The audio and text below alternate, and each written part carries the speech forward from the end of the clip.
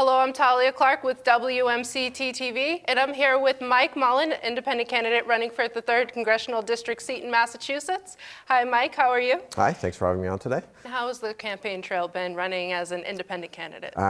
It's kind of the biggest strength and the biggest weakness. So the message definitely resonates with people. People are very frustrated with what's happening in Washington. They think the party system is broken, that it's always attacking the other side versus working for the constituents. That said, there's a lot of strong opinions about leadership in this country, and people feel like they need to stay on their side versus risking and splitting the vote with an independent. On the positive side, as an independent, I feel like I'm getting an unvarnished picture of what people are concerned about. There's not an agenda when they're talking to me, so I think I'm learning a lot about the issues that people are experiencing day to day. So some people say voting for a third party or independent candidate could be like throwing your vote away. What would you say to those voters?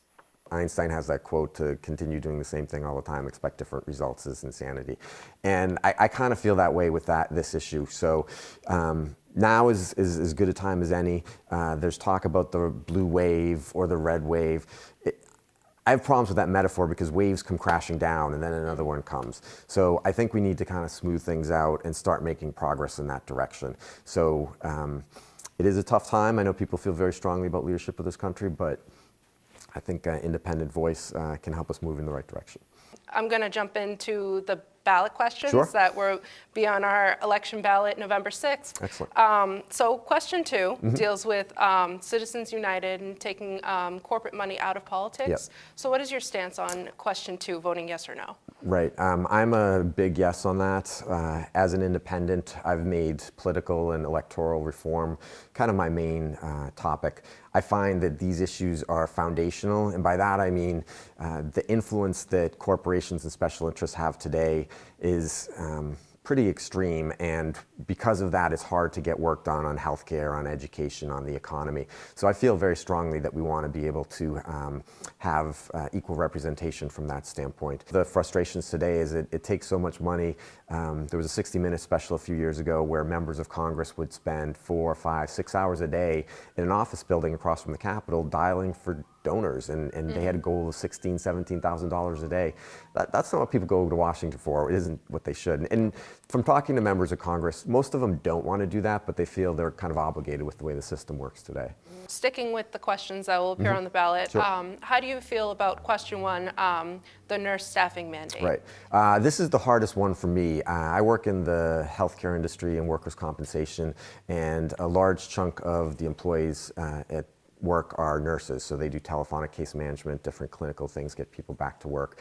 And I've been in this field for most of my career.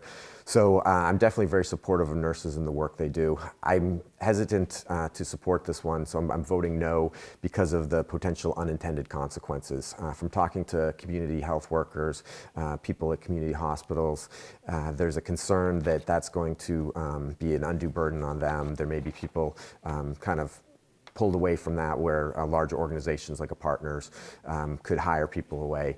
And then lastly, from a regulation standpoint, it seems a little bit blunt as far as how to enforce some of those regulations. So I do think it's something we should continue to figure out. I think patient care is very important, and making sure that we don't burn out nurses. It's a very important function, and they deliver excellent care. And one of the challenges today is that burnout because of this. So I think we need to keep working on it, but for right now, I'm a no vote. Okay. And moving on to the last question, question 3 on transgender discrimination. Sure. How do you feel? Are you I'm yes, a definite yes on this, to maintain the laws the way it is. As an independent, I've talked a lot about compromise. One thing that I'm not willing to compromise on is basic human rights, and I put that in that category. So this is something that I think Massachusetts did a good job leading the way on, enshrining it in law, and I think we need to keep moving forward with that. Is there anything that you want our viewers, the people of Marlborough, the 3rd District, to know about you going to the November 6th general election? I'm looking to fight for the everyday citizen. I haven't taken any corporate money. I'm not focusing on fundraising, talking to people day to day and the issues that they're facing.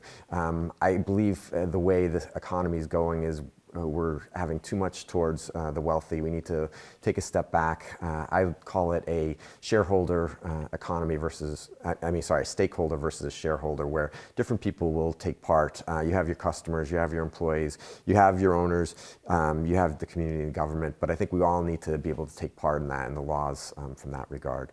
As far as if you want to get involved in the campaign at all, my campaign website is mullen2018.com. That's MULLEN 2018.com, and I'm on Facebook at Mullen 2018 and Twitter Mullen 2018.